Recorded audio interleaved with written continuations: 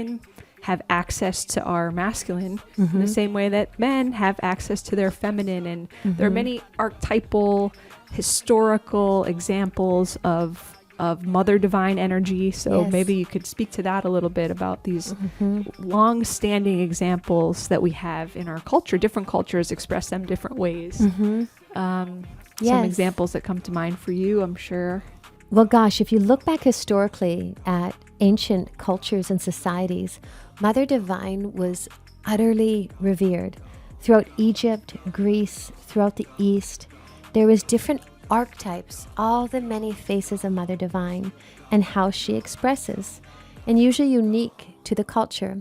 If you look at modern religion today, whether it be Catholicism, Mother Mary, beloved Guadalupe from Mexico, Kuan Yin, the embodiment of compassion and mercy, Lady Tara from Tibetan culture and lineage, and as well Kali and Durga from India or from the East, they all express fractals or the many faces of Mother Divine.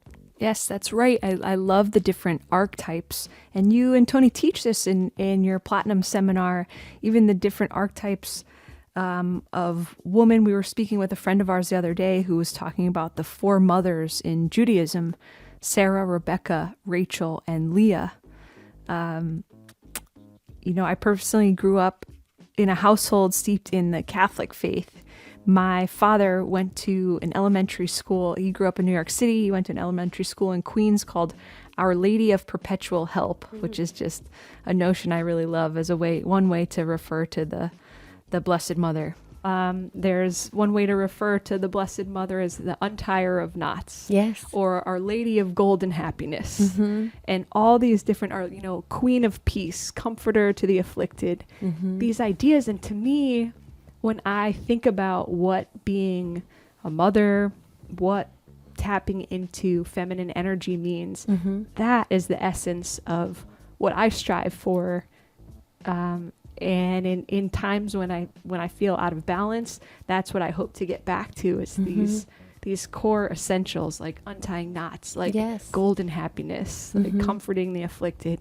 And I think that's, to me, the essence of the universality of motherhood. But I do think that wholeness is found in men and women and children, as we see in our little one. That just, these children just brim with this naturally. It's beautiful to recognize the divine attributes that we're all born with, and you expressed, I think it's such a beautiful metaphor, the untier of knots. If you think of any well-minded mother, when our little ones are conflicted or having a challenge, you help them through your love, through your compassion, through your empathy in those moments, to help to untangle any knots internally within mind or any upset, or through inquiry, asking a question that helps bring a broader perspective. That's love. It's nourishment. It's mercy. It's compassion. All the forgiveness.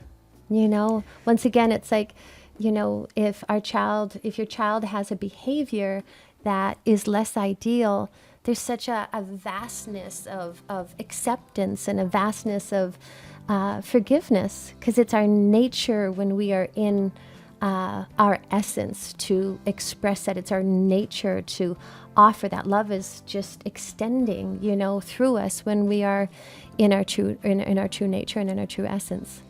Sage, that is beautiful, and I love the words that you're putting to it, the vastness of forgiveness, the nourishment, the mercy, the compassion. You mentioned the word compassion, of course, a few times here, and one, I'm a word nerd, and one little fact I'm tempted to bring up here is that I've learned that in Hebrew, the word for compassion shares the same root word in Hebrew as the word womb. Yes. And so this likeness between compassion and womb, I think, is a really interesting connection. And, even sometimes in seminars, if you guys have ever been with Tony in a seminar, you may have heard him ask, well, what if your child had, the most horrific behavior you could imagine? Imagine the worst case scenario. Wouldn't you still love your child? And of course, you would frown upon their behavior if it was truly the most horrific thing you could imagine. But I mean, take it to the extreme. Wouldn't you still love your child? Yes. And undoubtedly, the person always says, yes, of course I would. No matter what my child did, I would love them. Like, there would never be a lack of love. And so again, here's that essence of the universality of what we're talking about and why it's not just for mothers. Because imagine if we could extend that kind of unconditional love and acceptance in every direction, not just to our own children, but to the far left, to the far right, whatever. Think of the people that make you go, oh, not them. Yes. But what would a world look like if we could all love each other with that mother's love? Whoa. In a world that we see stricken with war right now, when people say, what's the answer?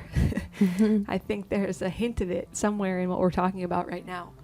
I agree. And I think, in an external world right now where there is such confusion and discord and externally blaming, sometimes innocently shaming, or, this versus, good versus bad, or, this side versus that side. I don't know. There's a sweet middle ground. And in that space of understanding and connectedness to recognizing, I think, just the human experience. I think that's where we all meet. We all have our trials and tribulations, and we all have circumstances that are painful. Our little ones have circumstances that are painful in moments. And the beautiful gift of holding the space for another, the beautiful space of presence, of beingness, of a lot of times we think that we have to do something. And I think it's also, there's the gift of not doing, actually just sitting with somebody. If you've never had the privilege to sit with somebody when they're transitioning and leaving this earth, there's as much of a sweetness and a beauty in that reality as there is birthing into this existence. I've had the privilege to be with a few different individuals. And I don't know, there's just such an aliveness, because there's nothing else but, the breath of that moment. Life is so ripe.